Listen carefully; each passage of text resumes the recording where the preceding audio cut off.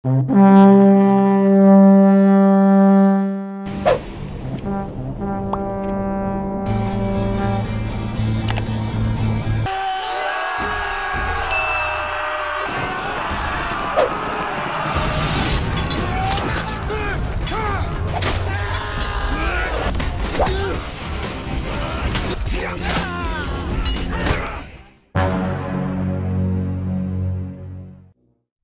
episode sebelumnya, gangster Long Zi di bawah kendali Mai Ling memulai peperangan dengan gangster Hop Wei. Ia telah menjadi pemimpin gangster Long Zi menggantikan suaminya yang ia bunuh sendiri. Di tempat berbeda, gangster Hop Wei di bawah kendali Father Jun mendeklarasikan perang kepada gangster Long Zi karena telah membunuh Bolo, yang padahal si Bolo terbunuh oleh Ahsam karena berusaha menyelamatkan saudaranya si Mai Ling dari aksi Bolo. Bagi yang belum menonton episode sebelumnya atau baru bergabung di channel ini, silahkan klik link di deskripsi atau pojok kanan atas video ini. Dan inilah dia Warrior episode 8-10 akhir season 1.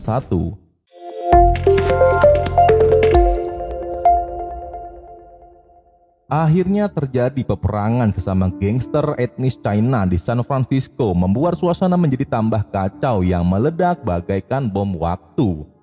Atas kejadian perang itu, Sersan Bill dan Officer Lee sebagai pengawas Chinatown menyelidikinya. Lalu saat penyelidikan mereka berdua dihampiri oleh wakil wali kota dan calon presiden Amerika.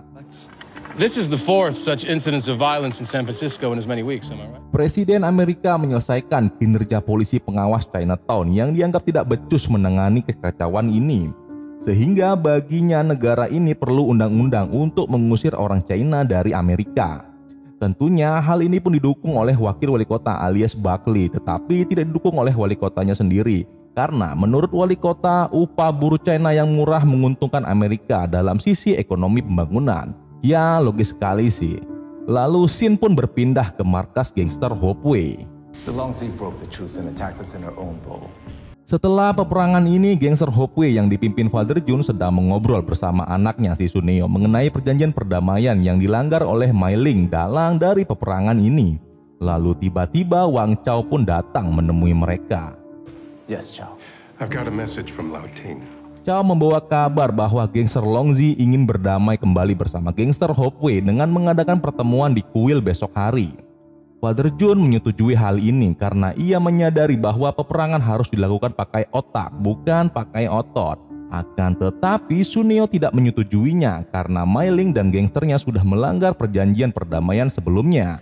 Open your eyes. They moved on you in broad fucking daylight. Chinatown, we need to scrap smarter, not harder. Karena Father Jun adalah orang yang cerdas, akhirnya ia menyetujui pertemuan yang ditawarkan oleh Chao. Ia beranggapan bahwa Mai Ling and the gang sudah punya pasukan baru, yaitu gangster Fung Hai keturunan Mongol, sehingga ini bisa menjadi sebuah ancaman bagi gangster Hop Wei-nya Father Jun. As leader of the Chinatown Business Association, it is What makes you think I want an end to this war? We all know you've had Long Zi's balls in a jar for some time now. Singkat cerita, pertemuan antar gangster Long Zi dan Hop Wei pun tiba, dan yang menjadi mediator adalah Lao Ting dan juga Chao. Nampak juga di kubu Hop Wei dihadiri oleh Father Jun beserta Suneo, lalu di kubu Long Zi dihadiri Mai Ling dan Liong. people are scared. A war benefits no one. True fighters. The best from each of your tongues. Lao Ting yang merupakan pengusaha China mengatakan bahwa peperangan antar China tidak menguntungkan siapapun di sini. Bahkan malah memperkeruh situasi politik bagi para buruh China di luar sana yang semakin diperlakukan tidak manusiawi.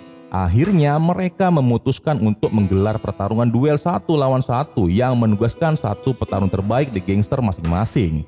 Jika Hop Wei menang, mereka akan mendapatkan kekuasaan penuh selama 5 tahun. Dan jika Long Zi menang, mereka mendapatkan akses perdagangan narkoboy. Oh iya, by the way, si Ahsam tidak ikut dalam pertemuan itu. Ya biasalah, Pak Boy. Dia menghampiri Nyonya Penny, istri wali kota. Namun karena selingkuh itu dosa, akhirnya Nyonya Penny mengusir Ahsam dari rumahnya. Kasian deh lu, Mamam. Akhirnya Ahsam dengan putus asa pulang ke markas gangster Hop Wei dan tiba-tiba... Okay. Let's go.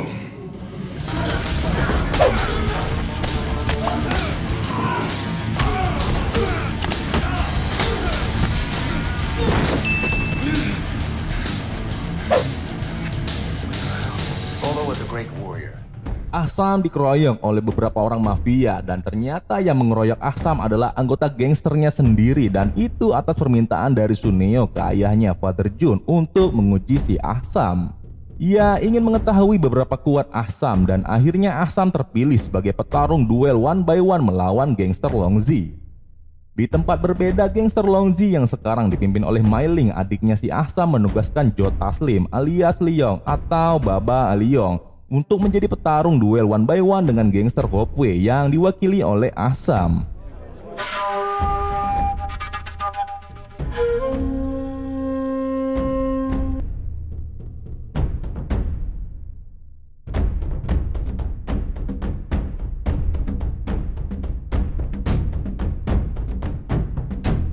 Singkat cerita, malam pun tiba. Usai berlatih kungfunya, Ahsam dihampiri oleh adiknya si Mailing. Mailing yang menjadi ketua gangster lawan dari gangsternya si Ahsam masih peduli dengan Ahsam. Ia memperingatkan Ahsam sekaligus meminta Ahsam agar tidak ikut bertanding karena yang akan dihadapinya adalah Leong yang terkenal si jago kungfu. Are you sure about this? Did you have any idea this was down here? Good evening and welcome.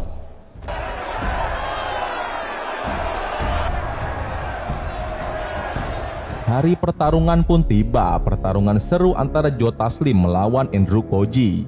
Semua orang China menjadi penonton pertandingan ini beserta tokoh masyarakat Chinatown dan juga diawasi oleh Sersan Bill beserta petugas Lee, serta dihadiri oleh pacarnya Ahsam, si Nyonya Penny, bini dari wali kota.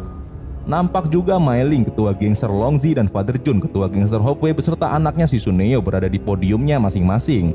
Inilah pertarungan duel 1-by-1 antara Ahsam dari kubu Hopeway dan Leong dari kubu Longzi. Disinilah harga diri dari dua gangster atau tong terkuat di Chinatown, San Francisco dipertaruhkan.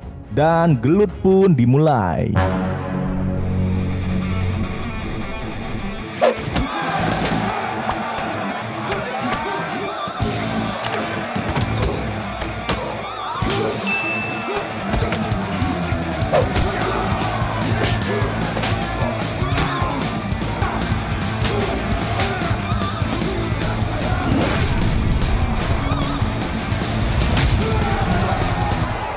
Leong mulai tersudut dihajar oleh Ahsam, namun berhasil bangkit kembali dan mengeluarkan mode Sanin serta jutsu terlarang.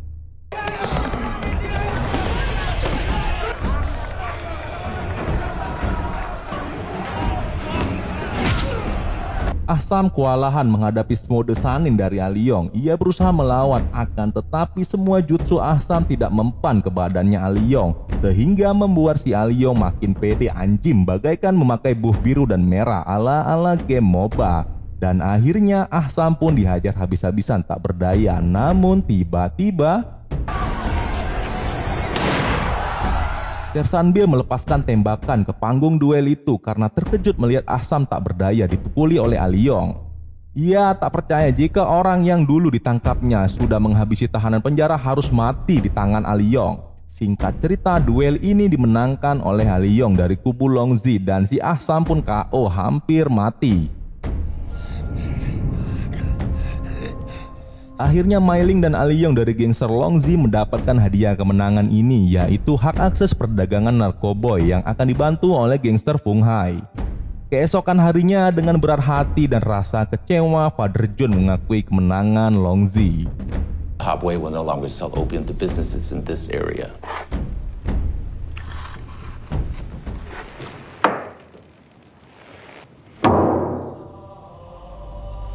Ia juga marah kepada Tsuneo karena telah percaya dengan Ahsam dan mempertaruhkan seluruh harga diri Hopeway ke Ahsam dalam pertarungan itu. Menurutnya harga diri Hopeway sudah habis karena gagal memenangkan pertarungan itu, padahal mereka bisa saja menyuruh petarung lain selain dari Ahsam. Di tempat berbeda, Ahsam yang hampir mati dirawat di rumah bordil oleh Mami Atoy bersama si Lai, gadis yang dibeli Atoy dari agen kaderisasi PSK kemarin. Ahsam dirawat dengan pengobatan khas China. Lalu di tengah pengobatan itu Ahsam bermimpi tentang masa kecilnya bersama Mailing. Ahsam, wait! I'll come back to visit you every month. Promise? Di tengah mimpinya itu ia terbangun dan melihat Mei Ling menjenguknya, akan tetapi Ahsam hanyalah berhayal dan itu bukanlah Mei Ling adiknya melainkan si Mami Ahtoy. Singkat cerita, Ahsam yang sedang sakit dijenguk oleh Suneo. Ia mengabarkan bahwa inilah hari terakhir kali Suneo bertemu dengan Ahsam karena Ahsam sudah membuat Father John marah karena kekalahannya dan ia tidak diterima lagi di gangster Hopeway. Hari pun berlalu, Ahsam terus dirawat oleh Mami Ahtoy hingga akhirnya Ahsam sehat kembali. Namun ia merasa putus asa karena telah kalah dalam pertarungan melawan Neong kemarin. Akhirnya ia memutuskan menjadi buruh China seperti layaknya tenaga kerja asing China ke Amerika yang hanya untuk menjadi buruh. Ia melihat dengan jelas bagaimana buruh China di sana bekerja dan diperlakukan seperti budak. Namun suatu ketika Suneo pun menghampirinya kembali di sana.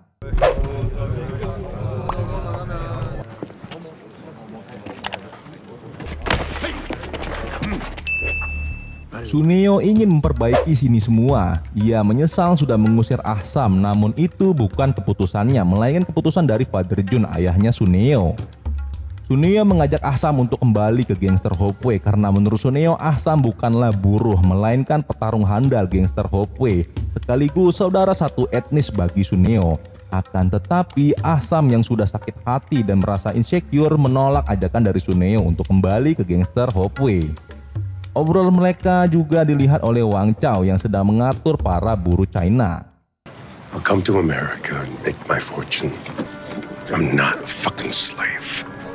Fucking slave. Get killed. Or get better. Chao menghampiri Ahsam untuk menasihatinya dan mengatakan Ahsam tidak layak menjadi buruh karena itu bukan pekerjaan terhormat. Ia menasihati Ahsam agar bangkit kembali dari keterpurukan ini dan mengatakan warrior hanya punya dua jalan, yaitu terbunuh atau menjadi lebih baik. Usai percakapan itu, Ahsam pun pergi bekerja ke tempat yang lebih baik dan ternyata itu adalah tempat pembangunan rel kereta api milik ayahnya Nyonya Penny. Di hari yang sama, adegan serta cerita berpindah ke tiga tokoh berbeda, yaitu Mami Ahtoy, Larry, dan Zing, si ketua gangster Fung Hai keturunan Mongol. Di sisi pertama, seperti biasa, Mami Ahtoy beraksi sebagai assassin dengan membunuh pengusaha kulit putih menggunakan pedang. Ia melakukan ini karena merasa terancam dengan pengusaha kulit putih itu karena mengganggu usaha tanah kaflingnya. Di sisi kedua, Larry, pemimpin buruh Irlandia yang bekerja sama dengan ayahnya Nyonya Penny untuk mempekerjakan buruh Irlandia di proyek rel kereta api atas dasar nasionalisme. Akan tetapi karena tekanan dari wakil wali kota, akhirnya ayah Penny memakai buruh dari China saja karena harga mereka murah. Ayah Penny pun malah memecat buruh Irlandia, teman-temannya Larry, dan mempekerjakan buruh China. Di sisi ketiga, Zing, ketua gangster Fung Hai, menghajar anak buah Sersan Bill, yaitu polisi Lee, sebagai bentuk ancaman kepada Sersan Bill karena sudah berhutang uang judi di kasino milik gangster Fung Hai. Dan akhirnya ia dimarahi oleh Mei Ling karena telah gegabah membuat bisnis narkoboy. Mei Ling malah dirazia oleh polisi. Namun bukannya takut, si Zing malah mengintimidasi Mei Ling dengan membawa seluruh anak buahnya dan meminta akses perdagangan narkoboy juga. Akibat tindakan mereka ini malah membuat masalah baru dan kekecauan semakin memuncak di Chinatown. Para polisi pun mulai menangkap warga China di San Francisco. Mereka mencari pelaku pemukulan polisi, anak buah Sersan Bill, dan pelaku pembunuhan pengusaha kulit putih yang mana itu dilakukan oleh Zing dan Mami Ahtoy sebelumnya. Di tempat berbeda, kekecauan juga terjadi. Larry kesal dengan wakil wali kota yang telah mengintervensi ayah Penny sehingga memecat rekan-rekan buruh Irlandianya. Lalu dengan amarah dan rasa kesal, ia pun pergi mendatangi pabrik pembangunan rel kereta api ayah Penny dan terjadilah pembantaian ke buruh China di sana.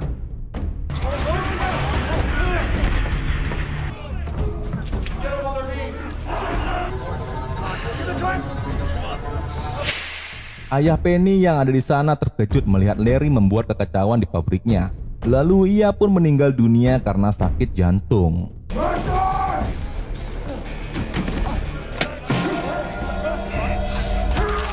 Ahsam yang juga kebetulan bekerja di sana mulai naik pitam. Akhirnya ia melawan dan berkelahi dengan Larry dan antek-anteknya.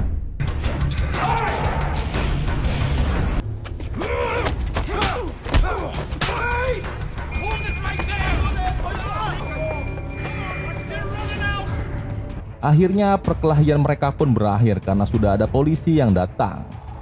Singkat cerita, hari-hari di Chinatown pun berlalu. Assam belajar dari kegagalan dan peristiwa yang menimpanya ini.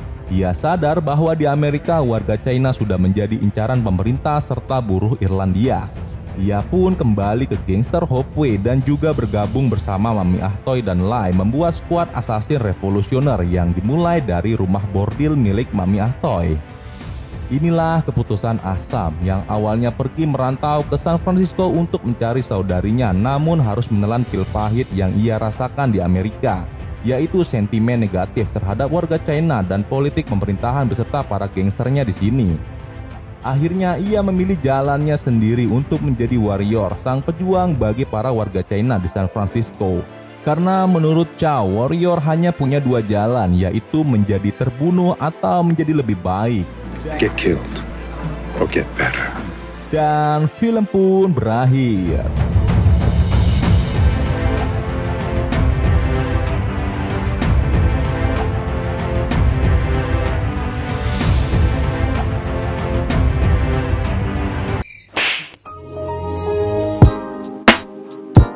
Oke, itu dia everyone, episode 8 sampai 10 serial Warrior Cinemax season 1 yang kita kupas jalan cerita inti-intinya saja. Sebenarnya cukup susah membagi fokus cerita di setiap tokoh karena hampir seluruh tokoh memiliki perannya masing-masing. Mereka semua bagaikan sumbu-sumbu peledak yang semuanya saling terkait dan tersulut hingga meledak pada saat yang tepat. Ada beberapa adegan yang tidak saya tampilkan jalan ceritanya tetapi tidak merubah substansi keseluruhan isi film ini. Contohnya, adegan Sersan Bill membunuh debt collector Fung Hai karena terikat hutang judi dengan Fung Hai, hingga si Sersan Bill menjadi babunya Fung Hai untuk menebus hutangnya itu. Ya, itulah gangster Fung Hai keturunan Mongol, mereka sadis dan susah diatur. Jika terlibat dengan mereka, maka berakibat fatal seperti Sersan Bill ini. Oh iya, ada satu lagi yang merubah persepsi saya mengenai hubungan saudara antara Assam dan Mai Ling.